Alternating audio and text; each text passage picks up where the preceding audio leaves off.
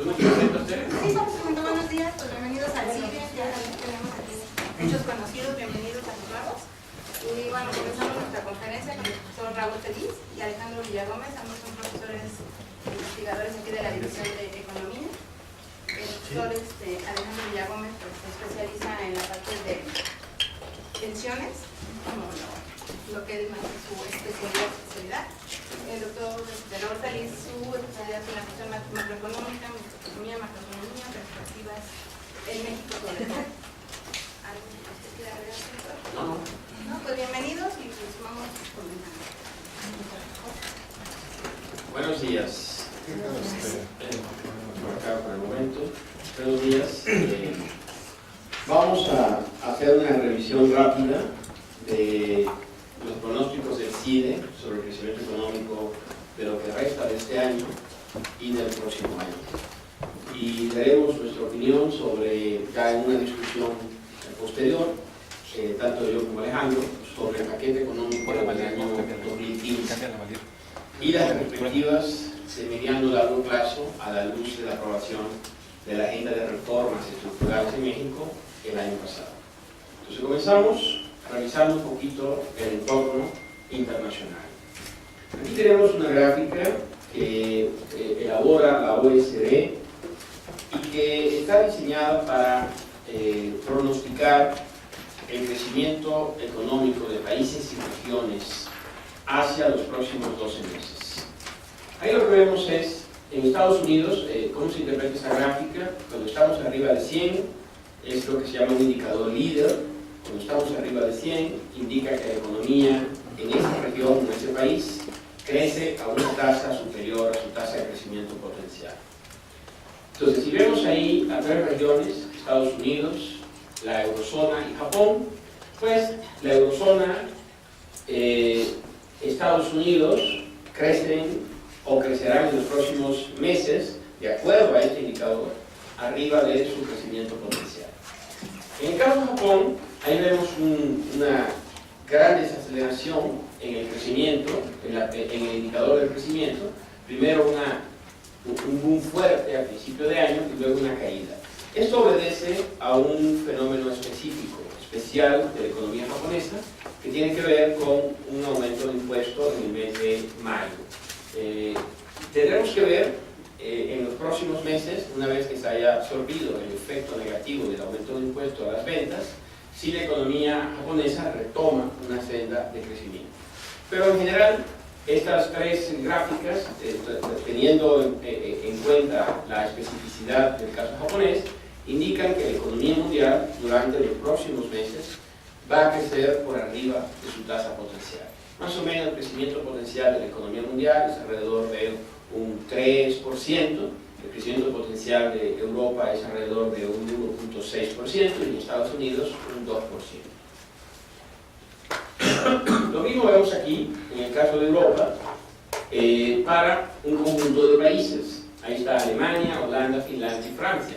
Entonces, mientras que la eurozona se ve con un crecimiento superior al potencial, no está libre de problemas porque algunos países dentro de la eurozona muestran una marcada desaceleración. Es el caso de Francia y es el caso de Alemania. Aquí vemos los indicadores líderes, pero calculados para las economías emergentes más importantes. México entre ellas, Brasil, Rusia, India y China. Todas han estado en el último año, los últimos 2 años, a partir de enero de 2013, todas han estado por debajo de la línea de 100. Lo cual indica que en los últimos 2 años hemos visto un cambio en el patrón de crecimiento mundial, donde las economías que ahora apuntan con mayor crecimiento son las economías desarrolladas y las economías emergentes han tenido un desempeño inferior a sus tasas potenciales, aunque en términos absolutos su crecimiento es mayor. En el caso de México vale la pena revisar este indicador de la OECD. Esta es la economía mexicana, esta que está aquí. Nos indica que la economía mexicana, entrando al 2013, después de acá, comenzó a desacelerarse de forma importante. Ha continuado desacelerándose en el 2014 y ya a partir del segundo trimestre estamos viendo cómo la economía parece estar marcando un cambio de tendencia.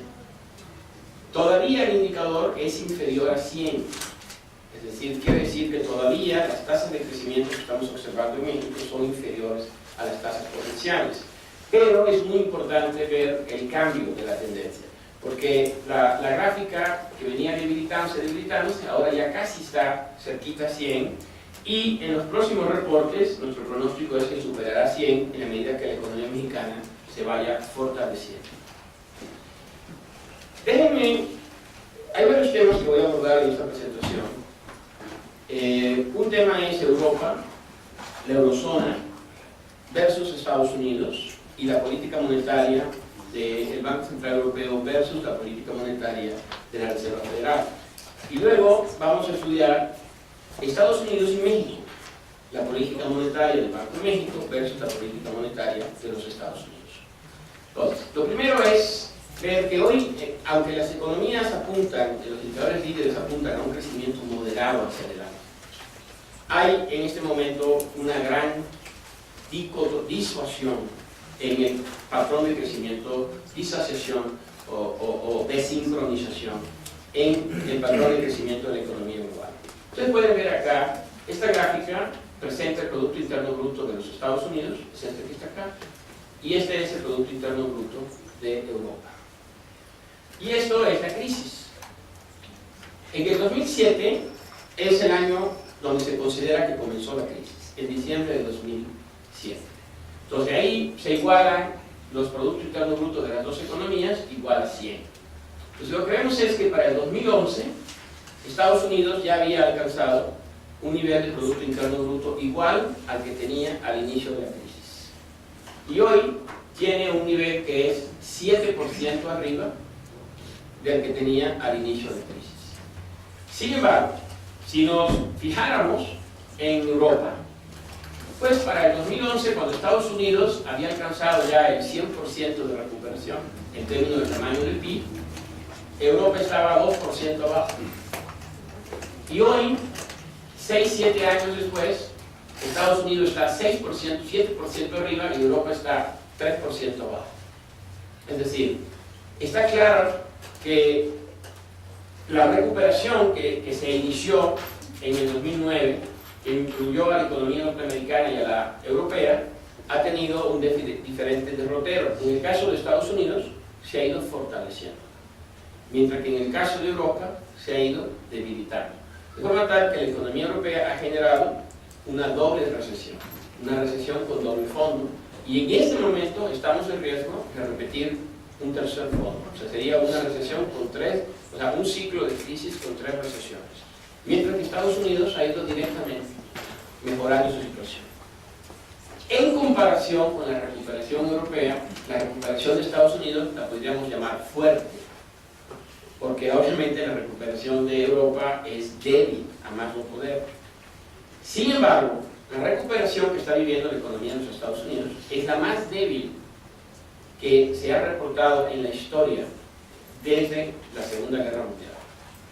Es decir, que uno de los hechos es que tuvimos la crisis más fuerte desde el año de la gran crisis en los años 30, la del 2008-2009, y la recuperación ha sido la más larga y floja de todas las recuperaciones que tenemos registro desde la Segunda Guerra Mundial.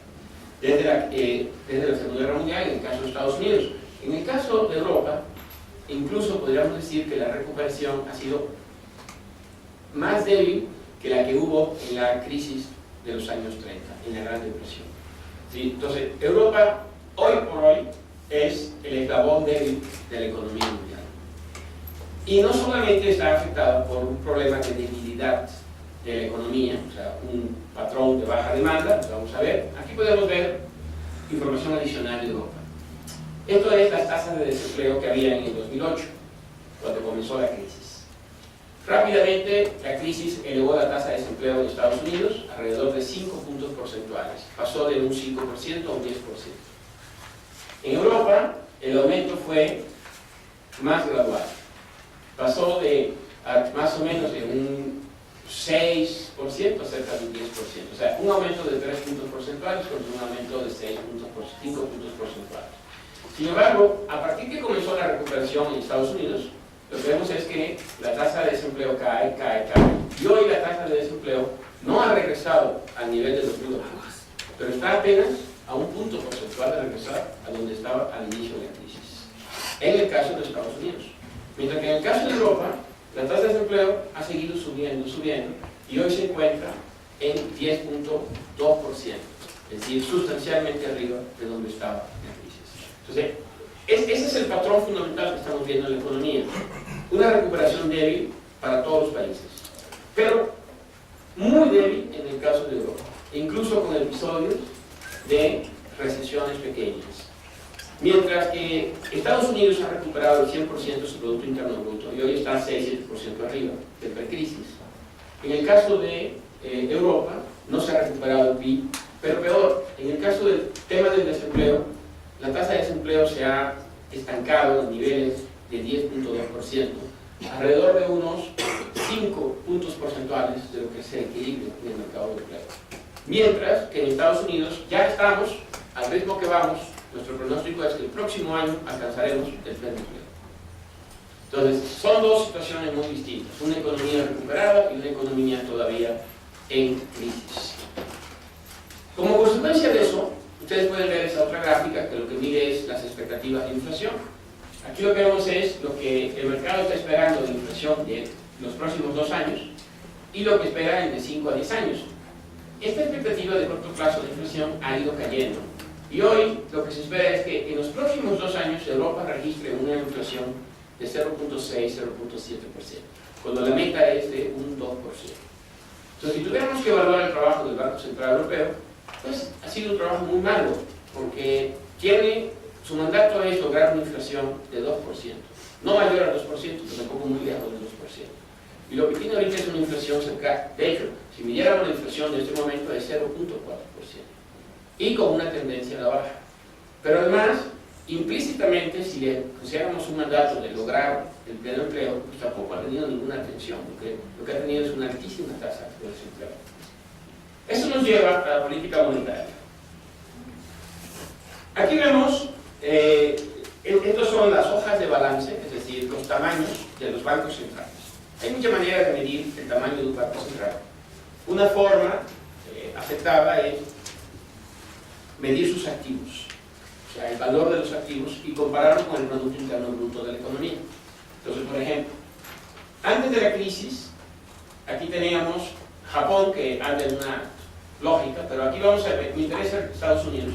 Estados Unidos, la Fed, la Reserva Federal, el tamaño de su hoja de balance, o sea, de sus pasivos, como proporción del Producto Interno Bruto americano, eran del orden del 6% del Producto Interno Bruto. Hoy son 23-24% del Producto Interno Bruto. Entonces, como vemos, ha habido una enorme expansión en la inyección de liquidez de dólares en la economía mundial. Y eso, voy a comentar, es parte de la razón por la cual Estados Unidos le ha dado la vuelta a la situación. En el caso de Japón, ya Japón viene de una crisis mucho más antigua.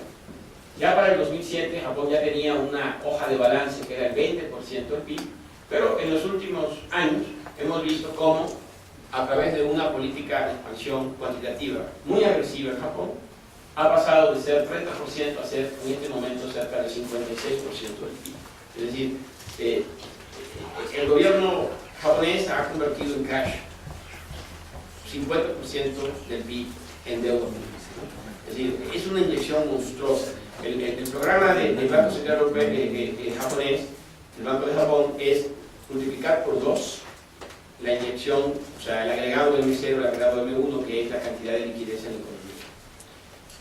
Sin embargo, vemos a Europa. Europa inicialmente también comenzó con un programa de crecimiento de su hoja de balance y llegó a tener hasta un 30% del PIB. Pero a partir de 2012, lo que hemos visto es que Europa se ha contraído la cantidad de liquidez que inyecta el Banco Central Europeo a la economía.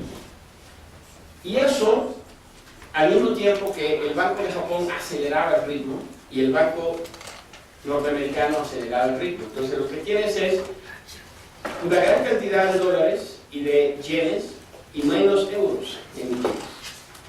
Por lo tanto, eso lo que hizo fue sostener en los años anteriores un euro fuerte. El euro estaba alrededor de 1,40 contra el dólar. Y eso, a su vez, se convirtió en uno de los obstáculos para el crecimiento de Europa. Porque tener una unión monetaria entre países con diferentes instituciones y políticas fiscales, y además una moneda que se fortalece contra las monedas del resto del mundo. Eso, afortunadamente, parece llegar a su fin. El Banco Central Europeo finalmente parece que va a iniciar un programa de expansión cuantitativa agresivo a partir del 1 de octubre. Entonces, nosotros calculamos que el Banco Central Europeo va a tener que inyectar 10 puntos del PIB a los mercados. Y eso es más o menos, si lo pusiéramos en términos de dinero, eso quiere decir inyectar 1,6, 1,7 trillones de euros en compra de activos. El programa que se ha anunciado es: el Banco Central Europeo compraría bonos que son bursatilizaciones de créditos bancarios y bonos hipotecarios. Entonces, hoy que se está acabando el programa de expansión cuantitativa en Estados Unidos y que se acabará en octubre, como anunció la FED el día de ayer, pues se acaba en octubre el de la FED e inicia el del Banco Central Europeo. Entonces, lo que vamos a ver en los próximos meses es una tendencia que va a estar caracterizada por una debilidad del euro y una fortaleza del dólar. ¿Por qué? Porque vamos a tener que, una vez que Estados Unidos complete su programa de expansión cuantitativa, cuando va a ocurrir el próximo mes, pues ya no va a haber más dólares emitidos. Tampoco los van a comenzar a retirar todavía, pero se va a quedar la misma cantidad de dólares. Pero va a haber más euros emitidos, cada vez va a haber más euros emitidos y cada vez va a haber más yenes emitidos. Por lo tanto, si viéramos las perspectivas de las divisas a nivel global, lo que vamos a ver es el resurgimiento de una tendencia de alza multianual en el dólar versus el euro, el yen, las divisas de las economías emergentes. Y ahorita platicaremos un rato sobre el dólar peso mexicano. Y eso lo vemos como una consecuencia de las diferentes figuras de la macroeconomía de Europa y de la macroeconomía de los Estados Unidos, que requiere que Europa haga una expansión cuantitativa e introduzca estímulos, mientras que la economía americana pues ya cada vez más necesita menos estímulos porque la recuperación parece haberse completado. China, también es importante decir algunas palabras. La economía china es otro de los factores, es la segunda economía individualmente más grande del mundo, y si comparáramos regiones, entonces sería Estados Unidos, Europa y China, ¿no? Realmente el resto pesa muy poquito, ¿no? Eso es lo que cuenta. Pues China pasa por un momento, ustedes ven aquí esta gráfica, presenta el crecimiento económico de China, ha promediado 7,4%, que es la meta de las autoridades chinas. Pero el trimestre a trimestre ha sido muy variable, incluso en el primer trimestre fue a 5,6, luego subió a 8, y los datos del tercer trimestre apuntan a un crecimiento también débil, alrededor del 6%. O sea, en China se está dando una transición de un modelo de altísimo crecimiento de 12-13% durante 30 años a un modelo de crecimiento alrededor del 7,4-7%. Esa transición pues está sujeta a muchos riesgos de que ocurra un accidente, de que ocurra una crisis financiera que pudiera llevar a destronar a la economía, pero hasta ahora los chinos han logrado, vamos a decir, yo pienso que nosotros en nuestro escenario estamos proyectando un aterrizaje suave de la economía china hacia un crecimiento en el orden del 7,4%. Entonces, vámonos a los Estados Unidos. Aquí resumimos rápidamente nuestros pronósticos. Nosotros vemos a la economía creciendo este año 2,1% y acelerándose a un crecimiento de 3,1% el próximo año, con una inflación al consumidor que terminaría el año alrededor de 2,4% y se mantendría en 2,5% en el 2015. Y en el caso de las tasas de interés de la Reserva Federal, que son el patrón de referencia básico mundial, pues estimamos que este año no habrá ningún aumento en la tasa de política del Banco Central norteamericano, pero para el próximo año estamos pensando que podría la Fed aumentar hasta 1% la tasa de interés. Entonces creo que ese es uno de los grandes eventos que vamos a tener que enfrentar. Un ajuste, el inicio, el proceso, el próximo año yo diría que el principal riesgo macroeconómico de la economía mexicana es este. Cómo responder, cómo ajustarte a un cambio de política monetaria que se va a dar en Estados Unidos y que va a llevar a que las tasas de primero se interrumpa el proceso de expansión cuantitativa y posteriormente, hacia junio, que estamos estimando, comiencen a subir las tasas de interés. Y este será un ciclo de varios años, porque subiría 1% el próximo año, pero ya para el 2016 estarían al 3% y para el 2017 al 3.75%. Es decir, que estamos estimando que en 3 años, o más bien en 2 años y medio, la Reserva Federal va a subir la tasa de 0 a 3.75 o 400, o sea, va a haber un aumento de 4 puntos porcentuales en la tasa de interés durante los próximos 3 años. Y con eso, esta tasa parece muy alta hoy, ¿no? Porque nos hemos acostumbrado en los últimos 5 años a la tasa 0, producto de la expansión cuantitativa de Estados Unidos, pero realmente una tasa de 4% es una tasa normal, ¿no? O sea, lo que estaremos regresando es al mundo que teníamos antes de la crisis de 2008. No es una tasa elevada. Una tasa elevada sería un 5 o un 6%, lo cual prevemos podría ocurrir hacia el año 2018-2019. Pero definitivamente el ciclo va a cambiar, y así como vemos al dólar al alza, el euro a la baja, vemos las tasas de interés en Estados Unidos en una tendencia de alza que va a iniciar formalmente en junio del próximo año. Y lo mismo se va a reflejar en las tasas de mediano y largo plazo. Ahí tenemos el bono de 10 años, que pensamos este año va a cerrar entre 2.75 y 3.25, y el próximo año estará alrededor de 3.50. De hecho, la razón por la cual este año, este bono había cerrado el año 2013 en 3%, y hace apenas una semana estaba en 2.40, es decir, algo que tomó al mercado por sorpresa. ¿Por qué se cayó la tasa de rendimiento del bono si ya había comenzado a subir desde el año pasado? Bueno, la razón es, no hay mucho que buscar explicaciones, tiene que ver con el movimiento que estamos previendo que va a hacer el Banco Central Europeo. O sea, el mercado el año pasado puso el bono en 3 cuando veía que la Fed iba a comenzar a retirar las inyecciones de liquidez, pero no anticipaba que el Banco Central Europeo iba a tener que meter dinero.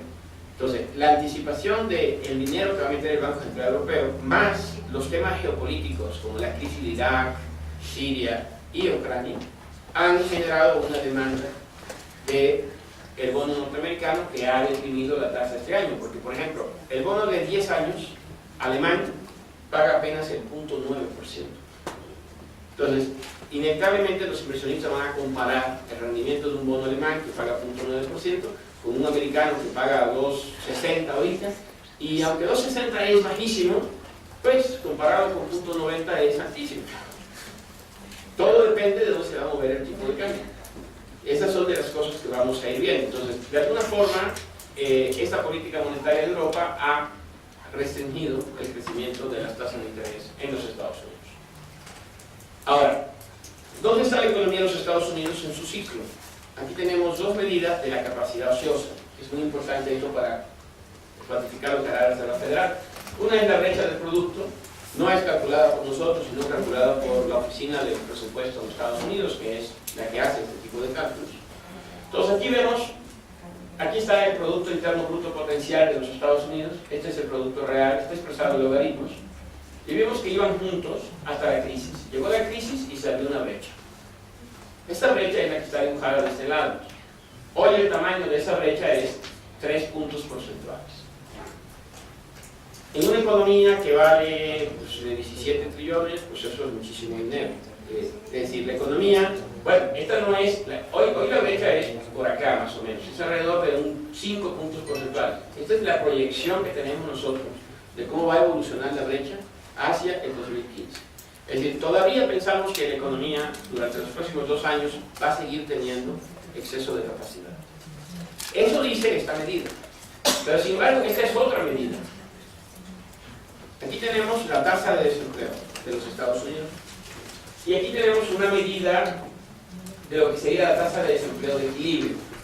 Entonces, como ustedes observan, esa brecha que existía entre el desempleo y el desempleo que debería, en teoría, tener la economía, se ha cerrado y prácticamente ya es cercana a cero. Entonces, esta medida nos dice que no hay mucha capacidad ociosa hacia adelante, pero esta medida dice que todavía hay bastante capacidad ociosa hacia adelante. Y ese es el debate dentro de los miembros de la Reserva Federal. Es decir, nunca en la historia hemos llegado a un momento donde la inflación ya está cerca de 2. El desempleo es tan bajo y la FED todavía no sube las tasas. Entonces, ¿por qué? Porque al interior de la FED hay un debate entre los miembros y entre los economistas del Estado de saber si realmente hay capacidad ociosa o no hay capacidad ociosa. ¿Cuál es de las dos medidas la correcta? ¿Esta que dice que hay mucha capacidad ociosa o esta que dice que ya casi no hay capacidad ociosa? Bueno, desafortunadamente la economía no es una ciencia exacta y pues tenemos que auxiliarnos de múltiples indicadores que a veces dan señales contradictorias. La Reserva Federal lo que mantiene calmada es que no observamos una inflación importante en Estados Unidos, ni observamos un incremento de salarios importantes. Entonces eso querría decir que aun cuando el desempleo es tan bajo, realmente no hay una presión muy fuerte en el mercado, porque si no estaríamos viendo una presión inflacionaria. Pero eso no quiere decir que no lo vayamos a ver en el futuro. Por eso es que la Reserva Federal se va a mover con tanto, se va a ir moviendo gradualmente, y por eso nosotros estimamos que el ciclo de alza de tasas va a comenzar el próximo año y que va a proceder de una forma gradual.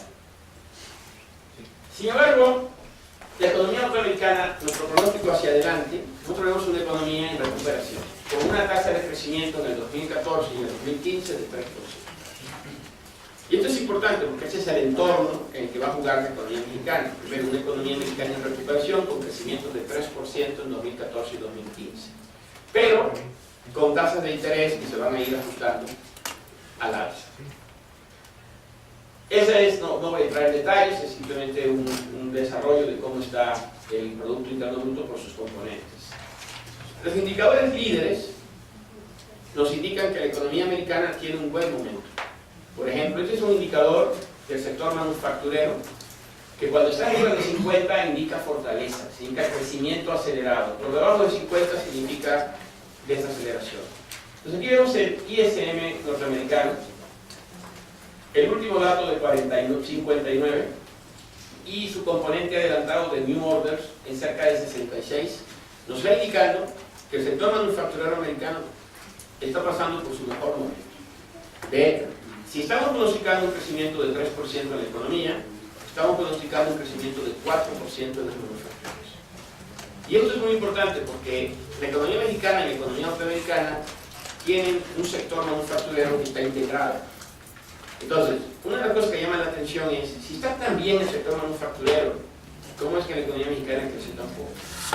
Esa es una de las grandes preguntas que viene. Porque no es por la economía de los Estados Unidos. La economía de Estados Unidos está dentro de su ciclo, pasando por un muy buen momento. Y no solo el sector manufacturero, aquí tenemos el sector servicios, que también pasa por un extraordinario momento. Y, como decía, pues con la economía creciendo, la brecha de productos cerrándose, la brecha del empleo prácticamente cerrada y la inflación muy cerca del 2%, pues el momento llegó de que la FED comience a subir las tasas de interés. Así es como ayer estaba el mercado de futuros para la tasa de interés norteamericana, y son diferentes curvas, estamos poniendo las fechas, por ejemplo, julio 2015, noviembre 2015, enero 2017, estos son futuros de la curva de fondos federales. Y la última curva es esta que está aquí. Fíjense lo que el mercado piensa que finales de 2015 la tasa andará rondando el 0.85 por ahí más o menos. Y para finales de 2016 andará rondando el 1.7, 1.8%. Sin embargo, aquí hay una divergencia, porque ayer la Reserva Federal dio a conocer sus pronósticos. Estos son los pronósticos de la FED sobre dónde deben estar las tasas. Cada bolita es un punto, es un miembro del Comité de Mercados. Son 17 miembros. Entonces, nadie excepto un miembro piensa que la tasa debería subir en el 2014. Pero si vemos aquí el 2015, quiero la distribución. Hay un cuate que piensa que debe estar ya al 3% el próximo año, ¿no? Que hay que subir 3%. Imagínate que subiera al 3%, sería un evento macroeconómico complicadísimo. Hay dos que piensan que no debe subir. Bueno, estos son, vamos a decir, los extremos. Si quitamos a los extremos, el paquete del grupo está aquí, entre 1 y 2 para el próximo. Vamos a decir que está en 1.5. Sin embargo, el mercado está en 0.90, es decir, que hay todavía, el mercado no le está creyendo a la Fed que va a subir. Y ese es uno de los grandes eventos, porque yo estimo que en las próximas reuniones la Fed va a reforzar su mensaje. No es que va a subir más rápido, es que va a hacerle ver al mercado, y ya han partido un par de papers diciendo así, de que el mercado no está haciendo caso a lo que la Fed misma le está indicando. O sea, la Fed está diciendo, yo quiero poner la tasa en 1.5 y tú estás haciendo operaciones a 0.90. Y ayer y antier estabas haciendo a 0.70. ¿no? Igual, para el cierre de 2016, la Fed quisiera una tasa en 2.5 y hay unos que el mercado está en 1.75. Entonces, uno de los factores de sorpresa que puede ocurrir en los próximos meses es que aunque la Fed no cambie su perspectiva ni su evaluación, el mercado sí tenga que hacer un ajuste como consecuencia de esto. Este es el tamaño de la hoja de balance, ya vimos que representa el 25% del PIB. Hoy el tamaño de los activos que están en la panza del Banco Central norteamericano, la Fed, son 4.5 trillones de dólares. Eso es alrededor de un 23-24% del Producto Interno. Eso, eventualmente, la Fed ayer aclaró que pues, ahorita se congelan los activos en ese nivel, pero que en el momento que inicie el ciclo de alza de tasa de interés, es decir, pienso yo que en junio, entonces estos activos gradualmente van a comenzar a ser liquidados. Es decir, va a venir un retiro de liquidez del mercado, porque esa es la contraparte de subir la tasa. O sea, no pueden subir la tasa mientras mantengan la misma cantidad de liquidez en la hoja de balance del Banco Central. Vámonos a México. Entonces, aquí es un resumen de nuestros pronósticos de la economía mexicana. Como verán, por lo menos en el corto plazo no tenemos muchas diferencias con el gobierno. Esto tal vez porque el gobierno pues ya se ha vuelto, después de haber fallado 2 años completos, se ha vuelto más conservador en su estimación. Hoy estamos pensando que la economía mexicana va a crecer este año 2.6%. El gobierno dice 2.7%. Y que el próximo año vamos a crecer 3.6%. El gobierno dice 3.7%. Claro, el gobierno revisó, estaba pensando en los criterios del año pasado, este año se crecía cerca del 5%, entonces es una revisión importante a la baja, pero realista desde nuestro punto de vista. Con una economía americana creciendo al 3%, nosotros creciendo al 3.6%, después de 2 años en que el crecimiento ha sido apenas del orden de 1.6%. O sea, es el primer bienio del sexenio, pues es uno de los arranques más flojos. Incluso le ha ganado a Fox y Calderón, ¿no? Lo cual había que esforzarse mucho. Entonces, bueno, después de eso, pensamos que alcanzar un crecimiento de 3.6 debe ser relativamente fácil. ¿Cuál es el obstáculo principal que se puede ocurrir ahí? Pues que al momento que la Fed suba las tasas, como está haciéndolo, pues como estamos en una situación que nunca ha existido históricamente, una hoja de balance tan grande, una liquidez tan grande, pues se genera tal volatilidad en los mercados internacionales, algunas economías quiebren, algún banco quiebre, ese es el obstáculo. Pudiéramos tener que, en vez de que tengamos flujos de capitales del país, tengamos una reversión, una salida de capitales, que nos complique el manejo macroeconómico. Ese es el principal riesgo que vemos al crecimiento, a la baja. En ese sentido, estamos proyectando 3.6, pero pensamos que el riesgo más bien está sesgado al alza. Es decir, que pudiera el próximo año la economía mexicana crecer un 4%. O sea, todo pronóstico tiene un margen de error. pretender que no es engañar. O sea, realmente nosotros decimos 3.6, pero razonablemente eso es más o menos 0.6. O sea, puede ser 3, puede ser 4.2. Estaremos en el mismo, básicamente es esencialmente lo mismo. O sea, estamos poniendo 3.6 de forma conservadora, consideramos que es un número factible, pero los riesgos podrían indicar un crecimiento cercano al 4% para el próximo año. La inflación, pues este año vamos a cerrar al 4%. Banxico todavía piensa que va a cerrar debajo de 4, se ve poco probable. Y vamos a iniciar el próximo año un descenso en la tasa de inflación hacia 3.51%. Una parte importante de ese descenso es porque el próximo año, primero este año, la inflación absorbió los efectos de la reforma fiscal, incluyendo los impuestos especiales a las bebidas carbonadas y al carbón. Y además hubo hay un deslizamiento de los precios de los energéticos de cerca de 7-8%.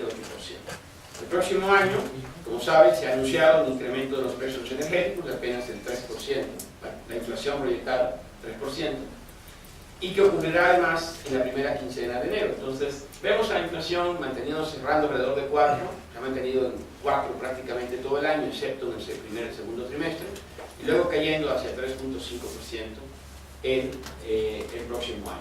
La subyacente, realmente tanto en el 2014 como en el 2015, se mantiene cercano al 3%.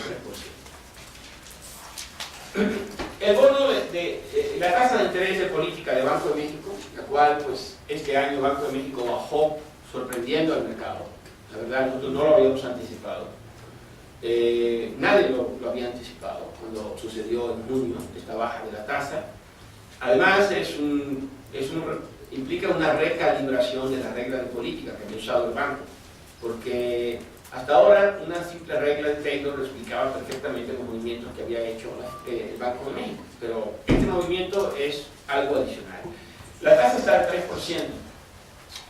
y nosotros estamos, o sea que con una inflación de 4 tenemos una tasa real de -1 este año. Y estamos proyectando pues que, y si tomáramos la de adelantada 3.5, pues es una tasa real como de -0.4, -0.5. Estamos pensando que este año Banxico no se mueve, se queda al 3%. Pero el próximo año la tasa se va a mover en línea con lo que haga la Reserva Federal, por lo tanto estamos estimando que la tasa podría terminar entre 3.5 y 4%.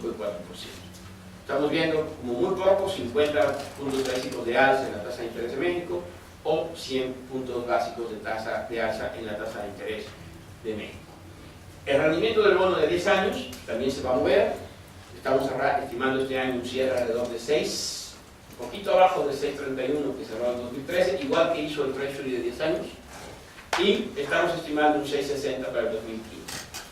Para el precio del petróleo, que en este momento atraviesa el mercado petrolero por un exceso de oferta a nivel global, estamos estimando la mezcla mexicana este año en $92.70 y para el próximo año $89.80.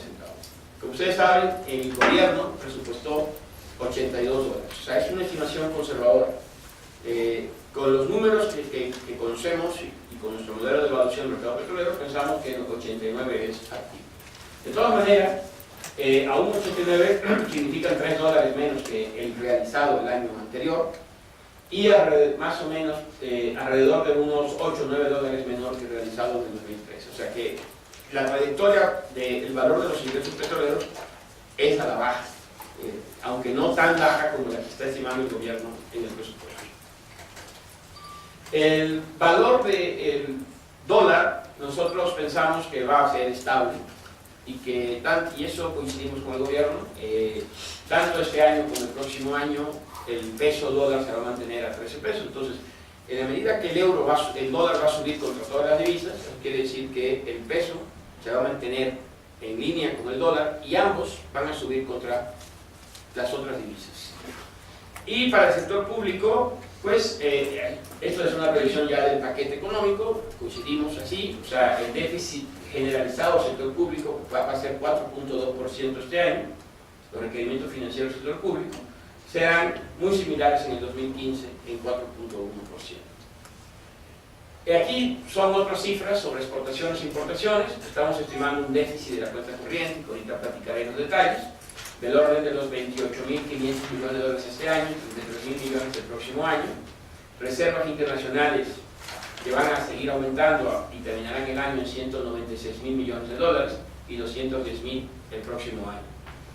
Y los flujos de capital, inversión extranjera, estamos estimando que este año el país va a recibir 67.000 millones de dólares de inversión extranjera, 22.000 de inversión directa. El año pasado fueron 39.200, pero aquí se incluye la adquisición del Grupo Modelo, unos 16.000 millones de dólares, que es de una sola vez, y inversión de portafolio récords que tuvimos el año pasado de 51.1. Este año estamos pensando 22 de directa y 45 de portafolio para 67.000 millones de dólares. Es una cobertura muy cómoda del déficit de la cuenta corriente, 28.050 de déficit de cuenta corriente y inversión extranjera de 67.000. Y para el año 2015, con un déficit de 33.000 millones de dólares, estamos estimando flujos en el orden de los 72.000 millones de dólares de inversión extranjera, producto de unos 10.000 millones más en la inversión extranjera directa, provocado por las reformas. Y en la inversión de portafolio un poquito menos, provocado por la pausa que estimamos va a ocurrir cuando la Fed comience a subir las tasas de interés. Pero de todas maneras, vamos a tener todavía una cobertura de 2 a 1 en términos de los flujos de inversión extranjera al país contra el déficit de la cuenta corriente. El riesgo que podríamos tener es que esos 40.000 millones pudieran ser cero.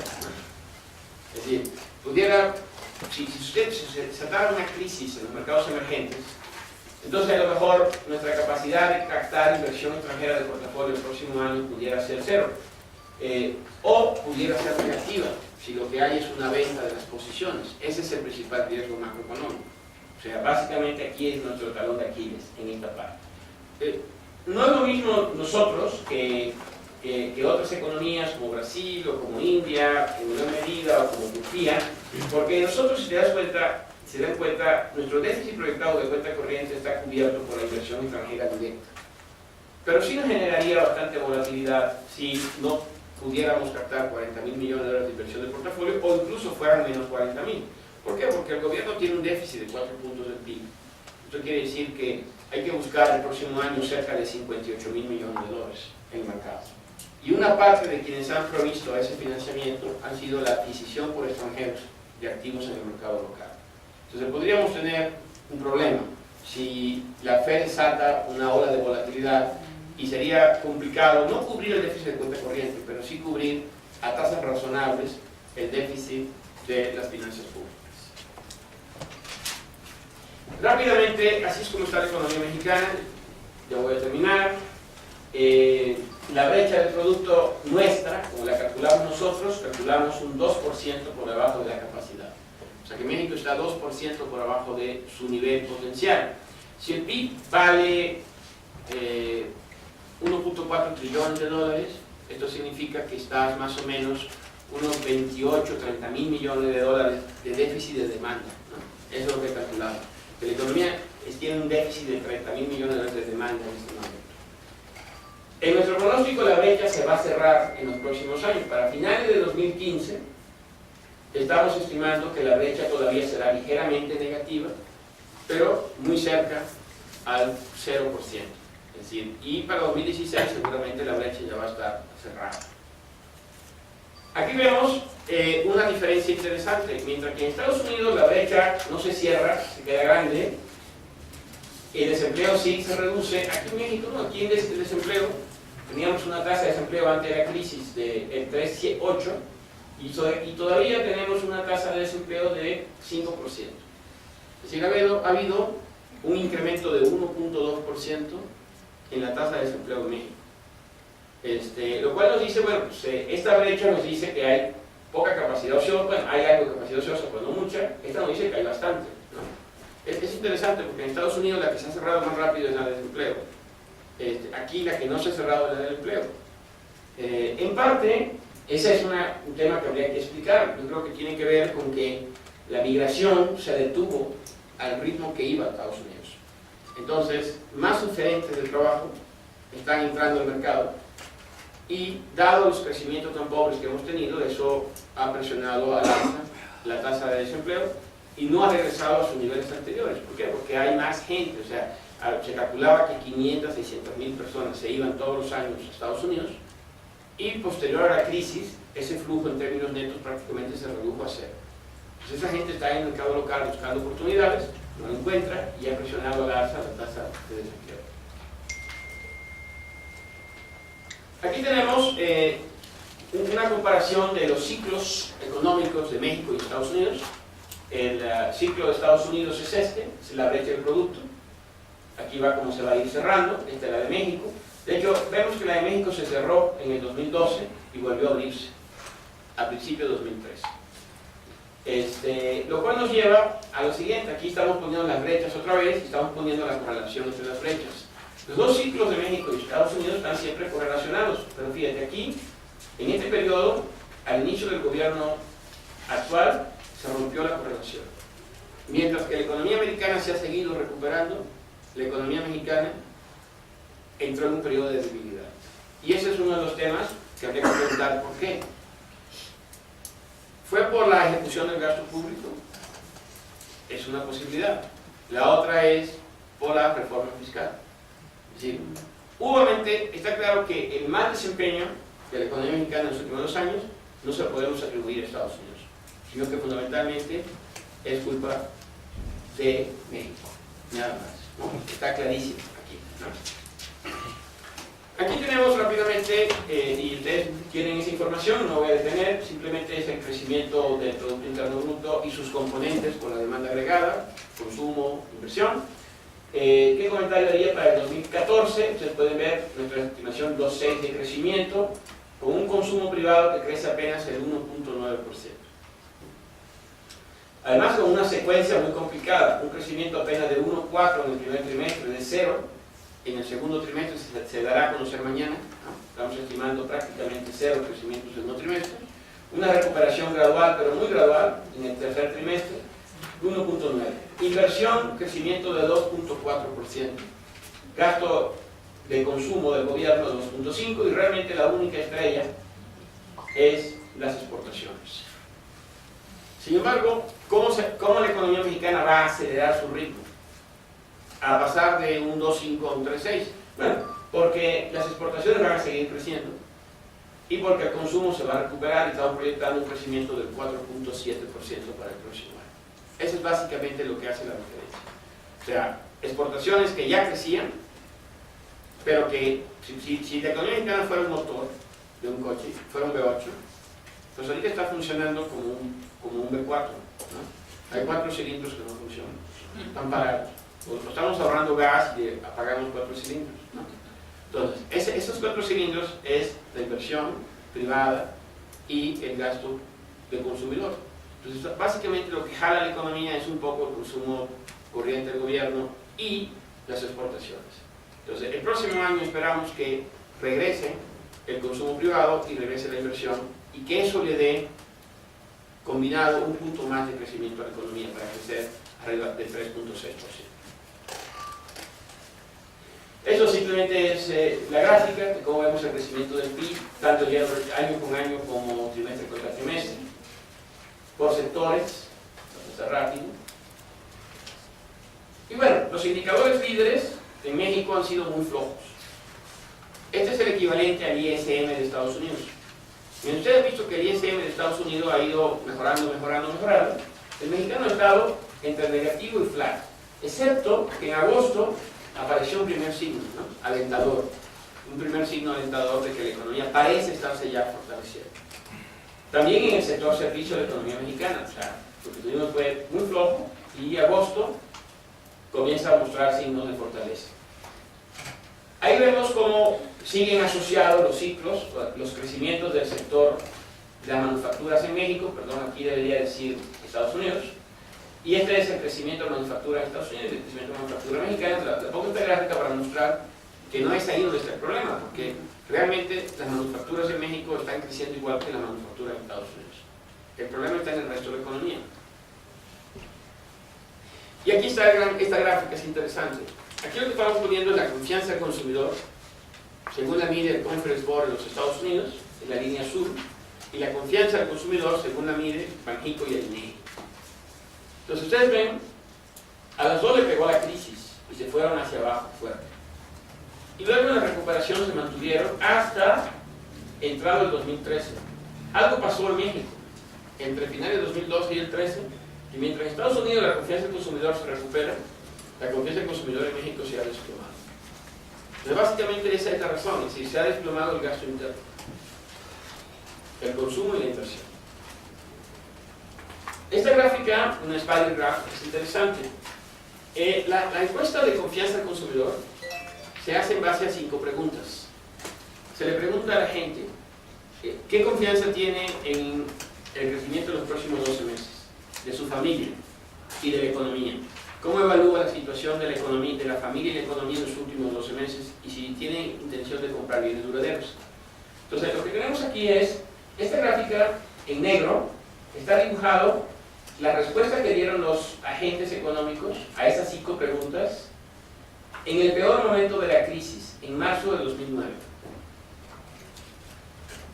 Y esto de la línea verde es cuáles eran las respuestas promedio que se daban antes de que iniciara la crisis. Y la línea azul es el dato de agosto.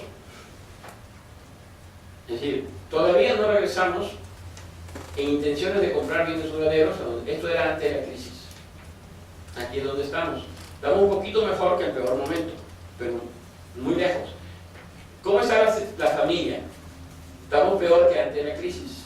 Un poquito mejor que en el peor momento. ¿Cómo ven las perspectivas para la familia en el futuro? Estamos peor que antes de la crisis y un poquito mejor que en el mejor momento. Es decir, todavía el sector, vamos a decir, de gasto, las familias, no perciben que se haya recuperado la economía de la crisis del 2009. Ese es el factor, fundamentalmente, que tiene frenado a México.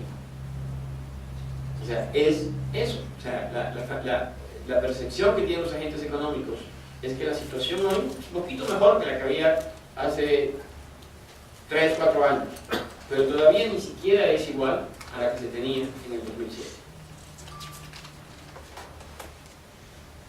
Bueno, eso explica esta caída, esta desaceleración terrible del consumo. Aquí vemos cómo el consumo se desaceleró fortísimo, y bueno, y esto es lo que estamos proyectando, una recuperación hacia el año 2015. Finalmente, nuestro déficit cuenta corriente, ya dijimos los números, 28 y 33, aquí les dejo los detalles, qué proporción de cuenta corriente, balanza comercial, servicios, etcétera, etcétera. Como proporción del PIB, son apenas el 2% y el 2.3% del Producto Interno Bruto. Estos son los flujos de capitales al país. Voy a pasar por alto esta gráfica, pero son enormes, como ustedes pueden apreciar. Y el tipo de cambio, peso dólar, ahí vemos nosotros, hemos calculado una banda, que está entre 13.40 y 12.98. Y pensamos que ahí nos va a mover el peso, en esa banda, entre los 13.40 y los 12.98. Esa banda tiene un promedio de 13.20. Sin embargo, 13.20 estamos pronosticando 13, estamos pronosticando incluso por debajo de la banda. Y aquí aparecen algunos números, lo que vale la pena decir, ¿puede estar arriba de 13.40? Bueno, nosotros no lo estamos pronosticando, pero podría. ¿Qué lo podría llevar a estar arriba de 13.40? Pues que la Fed suba agresivamente el próximo año. Vamos a poner que la economía americana se acelerara de tal magnitud, comenzara a crecer tan rápido, la inflación comenzara a subir en Estados Unidos, que la Fed, en vez de subir 1, sube 3 el próximo año. Eso sí provocaría un shock importante en el flujo de capitales, y seguramente tendríamos salida de inversionistas extranjeros del mercado de EMES, y seguramente veríamos un tipo de cambio 13.60, 13.70 en algún momento. Pero esos son movimientos que pueden darse, pero que eventualmente va a regresar a esa banda, y en esa banda está el equilibrio. ¿Y qué podría hacer que el tipo de cambio se cayera más entre 12.98? O sea, que estuviera por debajo de 12.98. Por ejemplo, vemos algunos niveles que podría estar 12.70, 12.30 e incluso 11.80. ¿no? Bueno, como esta no es una variable que nadie controla, pues decir que eso no se puede alcanzar es algo que yo no puedo afirmar, por eso hay un mercado, ¿no? Si entra una cantidad enorme de flujos, lo pueden llevar a 12 pesos perfectamente. No creo que le convenga al país, pero de que puede ocurrir, puede ocurrir. Yo diría que podemos pensar en una alternativa de 12.70, un rango de 12.70 a 12.30, como un resultado que podría ocurrir en la combinación siguiente. La Fed es más moderada de lo previsto en la subida de tasas y además las reformas estructurales aprobadas generan un flujo de capital hacia el país más grande del que estamos previendo. Entonces, en ese escenario, el peso se ajustaría a un rango entre el 12.70 y el 12.30. Pero fuera de ese escenario, 13 pesos es nuestro pronóstico. Las finanzas públicas, aquí vemos, o sea, el déficit del sector público es ya grande, cerca de un 4%. Ahí lo vemos, incluso se pronostica para este año, para el próximo año, igual a 4%. Y eso ha traído como consecuencia pues, un crecimiento en la deuda del sector público. La deuda del sector público, nosotros proyectamos, va a cerrar el 42% este año y alcanzará el 44% el próximo año. Es un crecimiento importante a partir de la crisis. Este es el momento antes de la crisis. Antes de la crisis, la deuda era 28% del PIB. Es decir que más o menos ha aumentado a 45, ha aumentado cerca de a 44, por ahí, ha aumentado cerca de un 13, 14%, 15% del PIB. Hay que tomar en cuenta que unos 3, 4 puntos lo explica la reforma del ISSSTE. Pero en parte, eso explica 3 puntos por ahí. Pero en general, hemos tenido déficits importantes en el sector público.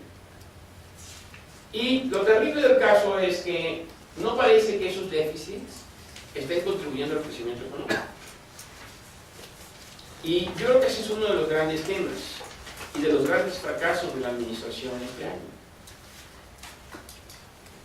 Hay dos fracasos. Uno, yo creo que la reforma fiscal que hicieron, francamente no me parece que era la adecuada.